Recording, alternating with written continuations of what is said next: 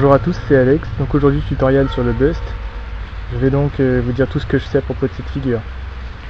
Pour commencer, vous devez maîtriser le two-step summit bust.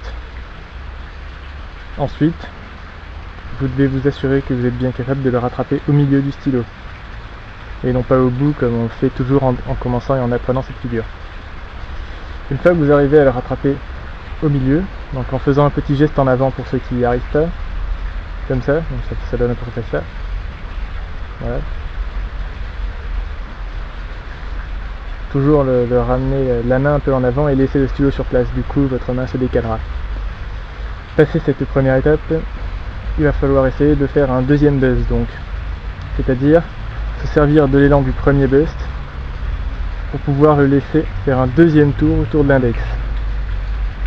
Donc si vous laissez faire, vous remarquerez que votre stylo sera bloqué d'une part par le bout du majeur ici et par le reste de la main ici.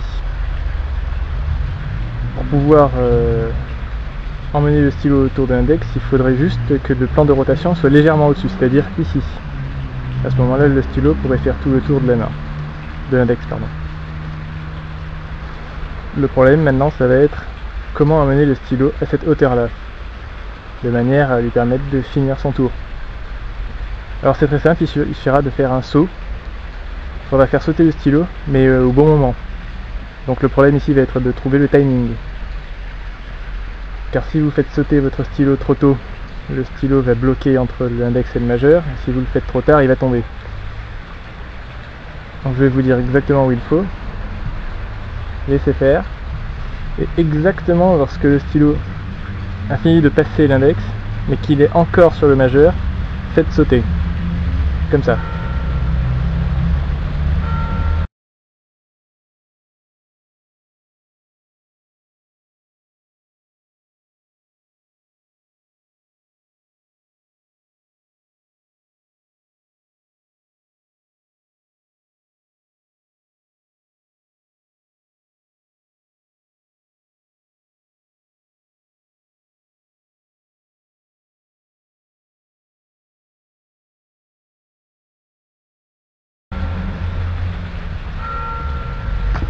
Alors là, on se fiche un petit peu de savoir si on fait juste un tour ou plusieurs tours. Ça fera un bust, tout bust aérial. Mais c'est pas très grave. Le principal étant de rattraper le stylo une deuxième fois de l'autre côté, de manière à se servir de l'élan.